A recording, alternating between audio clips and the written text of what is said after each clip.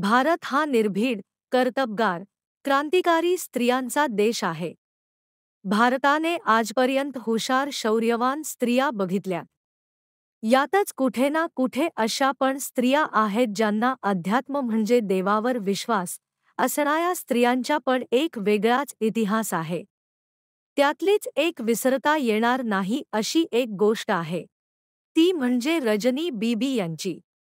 शीख धर्मातील एक ऐतिहासिक गोष्ट आहे ती रजनी बीबीची. शीख धर्मामध्ये रजनी बीबी यांना खूप मोलाचे स्थान आहे.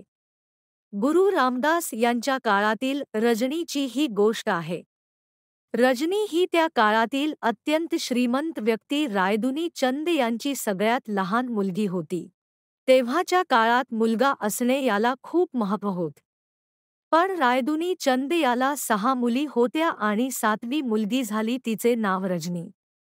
जेव्हा 7वी मुलगी झाली तेव्हा तर रायदुनी चंदचा देवावरचा विश्वास उडाला.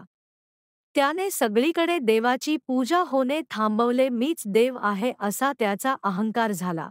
पण 7वी मुलगी रजनी हिला मात्र देवावर प्रचंड निष्ठा होती. रायदुनीचंद हा अत्यंत श्रीमंत असल्यामुळे तो आपल्या मुलींना खूप चांगले वातावरण देऊ शकला. त्याने आपल्या मुलींना सगळ्या सुखसोयी दिल्या. पण देवावर विश्वास असणारी रजनी आणि मी स्वतःच देव आहे असे मानणारा रायदुनीचंद या बापलेकीचे कधी विचार जुळलेच नाही.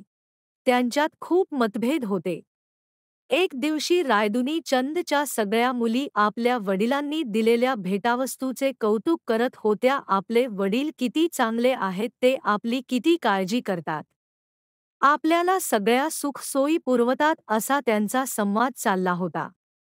पण त्यातच रजनी म्हणाली की हे सगळं तर देवाची देण आहे. आपले वडील तर फक्त एक यातील दुवा आहे. आणि नेमके हेच बोलणे रायदुनी चंदने ऐकले. त्याचा खूप संताप झाला. कदाचित याचीच शिक्षा म्हणून रायदुनी चंदने रजनीचे लग्न एका खूप रोग असलेल्या, ज्याला धड चालताही येत नव्हते, त्याला ट्रॉलीत बसवून खेचावे लागायचे आणि दिसायला पण चांगला नसलेल्या मुलाशी तिचे लग्न लावून दिले. आणि रजनीने ही देवाची देण म्हणून ते लग्न स्वीकारले. ती त्या माणसासोबत राहू लागली. त्याची काळजी घेऊ लागली. त्याला ट्रॉलीत टाकून गावात जेवणासाठी भीक मागू लागली. भीक मागून ती स्वतःच आणि तिच्या नव्याचं पोट भरू लागली. तिच्यावर खूप हलकीची परिस्थिती आली, पण तिने ते सगळं देवाची देण आहे असं मानून ती जगू लागली.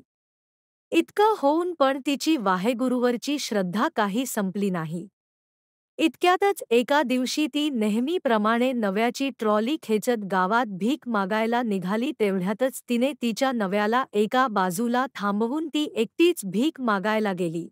तेवढ्यातच तिच्या नव्याची नजर एका तळ्यावर पडली. त्याने बघितलं की कावळा त्या पाण्यात गेला आणि पांढरा होऊन बाहेर आला. परत असंच घडलं. म्हणून तो कसा बसा ट्रॉलीवरून उतरून त्या तळ्याकडे गेला आणि त्याने पाण्यात उडी मारली.